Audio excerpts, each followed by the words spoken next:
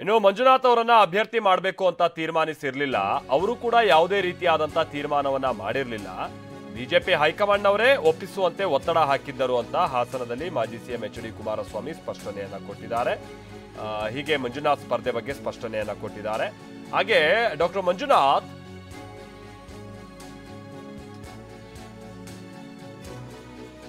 ಮಂಜುನಾಥ್ ಈ ನಾಡಿನ ಮಣ್ಣಿನ ಮಗ ಅಂತ ಕುಮಾರಸ್ವಾಮಿ ಅವರು ಹೇಳಿದ್ದಾರೆ. ಹಾಸನದಲ್ಲಿ ಮಾಜಿ ಸಿಎಂ ಎಚ್ ಡಿ ಕುಮಾರಸ್ವಾಮಿ ಅವರು ಹೀಗೆ ಮಂಜುನಾಥ್ ಅವರ ಸ್ಪರ್ಧೆ ವಿಚಾರಕ್ಕೆ ಸಂಬಂಧಪಟ್ಟಂಗೆ ಕೆಲ ಸ್ಪಷ್ಟನೆಯನ್ನ ಕೊಟ್ಟಿದ್ದಾರೆ.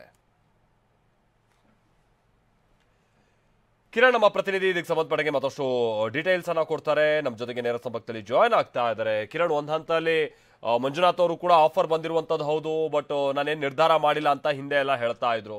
ಈಗ ಕುಮಾರಸ್ವಾಮಿ ಅವರು ಮೊನ್ನೆ ಮಾಡಿದಂತ ಕೆಲ ಸ್ಟೇಟ್ಮೆಂಟ್ ಅನ್ನ ನೋಡ್ತಾ ಇದ್ವು. ಅಂದ್ರೆ ಇವ್ರ ತಂಗಿ ಮಂಜುನಾಥ್ ಅವರ ಪತ್ನಿ ಬಹಳ ಅಳ್ತಾ ಇದ್ರು, ಕಣ್ಣೀರ್ ಹಾಕ್ಬಿಟ್ರು ಬೇಡ ಅಂತ ಹೇಳ್ಕೊಂಡು. ಆದ್ರೂ ಅವ್ರನ್ನ ಕನ್ವಿನ್ಸ್ ಮಾಡಿ, ಒಟ್ಟು ಅವರನ್ನ ಕನ್ವಿನ್ಸ್ ಮಾಡುವಂತ ಪ್ರಕ್ರಿಯೆಗಳು ಹೇಗೆ ನಡೆದಿತ್ತು?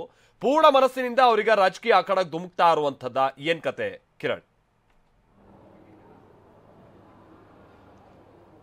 ಮಲ್ತೇಶ್, ಇಲ್ಲಿ ಪ್ರಮುಖವಾಗಿ ದೇವೇಗೌಡರ ಕುಟುಂಬದಿಂದ ಮತ್ತೊಬ್ಬರು ಚುನಾವಣಾ ಕಣಕ್ಕೆ ಇಳಿಬೇಕು ಅನ್ನುವಂಥ ಒಂದು ಚರ್ಚೆಗಳು ಆರಂಭವಾದಾಗ ಮಂಜುನಾಥ್ ಅವರನ್ನ ಕಣಕ್ಕಿಳಿಸುವಂಥ ವಿಚಾರವಾಗಿ ಆ ಒಂದು ಮಾತುಗಳು ಆರಂಭವಾಯಿತು. ಆನಂತರವಾಗಿ ಅವರು ಸರ್ಕಾರಿ ಸೇವೆಯಿಂದ ನಿವೃತ್ತರಾಗಿರುವಂಥದ್ದು. ಆನಂತರದಲ್ಲಿ ಅವ್ರನ್ನ ಚುನಾವಣಾ ಕಣಕ್ಕೆ ತೆಗೆದುಕೊಂಡು ಬರುವಂಥ ಬಗ್ಗೆ ಕುಮಾರಸ್ವಾಮಿ ಮತ್ತು ದೇವೇಗೌಡರ ಜೊತೆ ಮಾತುಕತೆಗಳು ಕೂಡ ಆರಂಭವಾಯಿತು. ಯಾವಾಗ JDS ಮತ್ತು BJP NDA ಮೈತ್ರಿಕೂಟ ಅಂತಿಮ ಆಯಿತು, ಆನಂತರದಲ್ಲಿ ಮಂಜುನಾಥ್ ಅವರನ್ನ ರಾಜಕೀಯಕ್ಕೆ ಕರೆತರುವಂಥ ವಿಚಾರ, ಅದರಲ್ಲೂ ಕೂಡ ಅವ್ರನ್ನ ಲೋಕಸಭಾ ಚುನಾವಣೆಗೆ ಸ್ಪರ್ಧೆಗಳಿಸುವಂಥ ವಿಚಾರಗಳು ಮತ್ತಷ್ಟು ಗಟ್ಟಿ ಆಗ್ತಾ ಹೋದವು.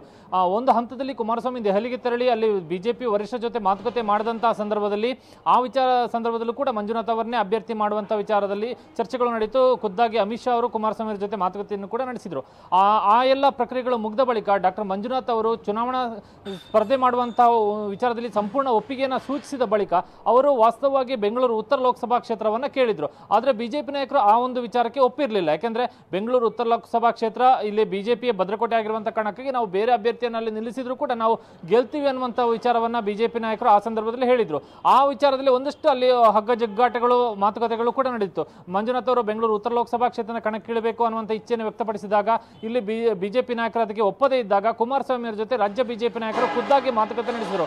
ವಿಧಾನಸಭಾ ವಿಪಕ್ಷ ನಾಯಕ ಆರ್ ಅಶೋಕ್ ಅವರೇ ಕುಮಾರಸ್ವಾಮಿ ಅವರ ಜೊತೆ ಖುದ್ದು ಮಾತುಕತೆಯನ್ನ ಮಾಡಿ ಮಂಜುನಾಥ್ ಅವರನ್ನ ಬೆಂಗಳೂರು ಗ್ರಾಮಾಂತರ ಲೋಕಸಭಾ ಕ್ಷೇತ್ರಕ್ಕೆ ಸ್ಪರ್ಧೆಯನ್ನ ಮಾಡಿಸುವಂತ ವಿಚಾರವಾಗಿ ಚರ್ಚೆಯನ್ನು ಕೂಡ ನಡೆಸಿ ಆ ವಿಚಾರದಲ್ಲಿ ಅವರನ್ನ ಮನವೊಲಿಸುವಂತ ಪ್ರಯತ್ನವನ್ನು ಕೂಡ ಮಾಡಲಾಯಿತು. ಅನಂತರ ಕುಮಾರಸ್ವಾಮಿ ಅವರು ತೆಗೆದುಕೊಂಡಂತಹ ತೀರ್ಮಾನ ಅವರನ್ನ ಬೆಂಗಳೂರು ಗ್ರಾಮಾಂತರ ಲೋಕಸಭಾ ಕ್ಷೇತ್ರಕ್ಕೆ ಅಭ್ಯರ್ಥಿ ಮಾಡಿಸಬೇಕನ್ನುವಂತ ಒಂದು ತೀರ್ಮಾನವನ್ನು ತೆಗೆದುಕೊಳ್ಳಲಾಯಿತು.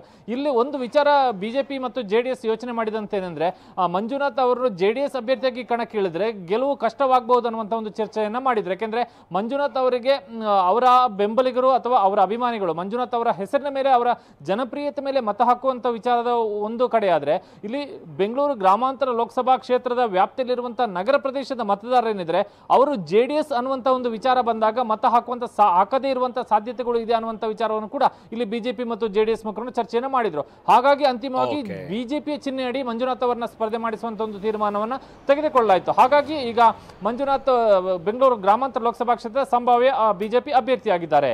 Maltesh, thank you Kiran.